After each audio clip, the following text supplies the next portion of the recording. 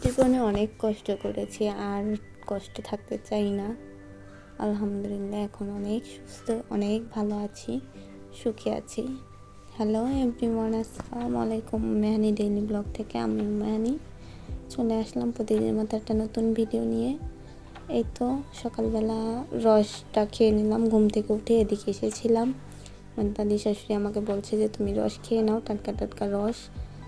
তো আমি এদিকে আসলাম, রসটা খেয়ে নিলাম এবার। আর এদিকে আজকে সকালের ভিউটা দেখো কত সুন্দর। গ্রামের এইসব দৃশ্য দেখতে কিন্তু অনেক ভালো লাগে।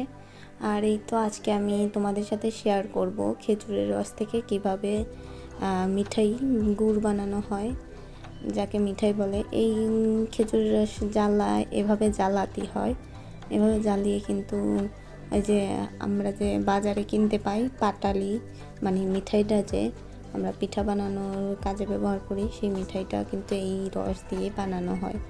আরও ভেজাল দেয়, কিন্তু এত খাঁটিভাবে বানানো হয় না। তো আমাদের জন্য আমাদের দাদা শ্বশুর কিন্তু প্রতি বছর এভাবে রস কেটে মিঠাই বানায়। তো এদিকে দাদা কিন্তু রসটা জাল দিয়ে নিচ্ছিল।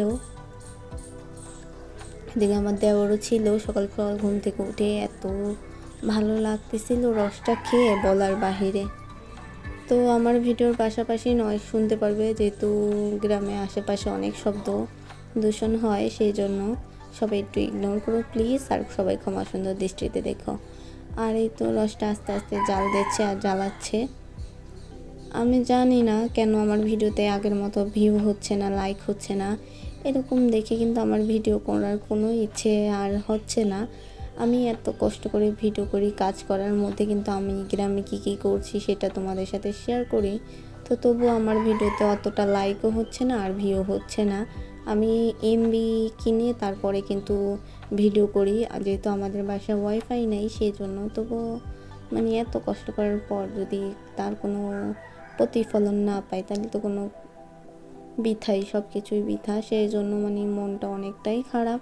গ্রামে আসার পর থেকে আমার ভিডিওর ভিউ কমে গেছে।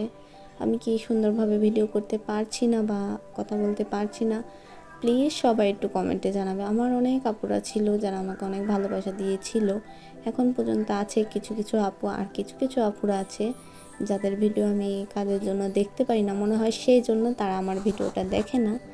যাই হোক, যারা সত্যিকারে ভালোবাসে তারা তো আমার সবসময় পাশে থাকবে আমার সুখ দুঃখে।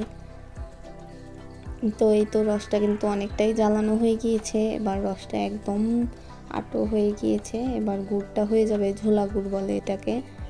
আর এই পর্যায়ে আমার সে পূর্ণ কথা বলে নিচ্ছি, আমার ভিডিওর কোনো জায়গায় বা কোনো অংশে যদি একটু ভালো লাগে প্লিজ একটা ভালোবাসা দিয়ে শুরু করবেন। আর যারা এই ধরনের ভিডিও পছন্দ করেন বা যারা নতুন, তারা চাইলে আমার চ্যানেলটাকে সাবস্ক্রাইব করে আমার পাশে থাকতে পারেন। আর এই পর্যন্ত যারা ভালোবাসা দিয়ে আসছেন তাদেরকে অসংখ্য ধন্যবাদ। আর এই তো আমার ঝোলা গুড়টা বানানো হয়ে গিয়েছে। এই গুড় দিয়ে খেলে অনেক মজা লাগে। সবাই ভালো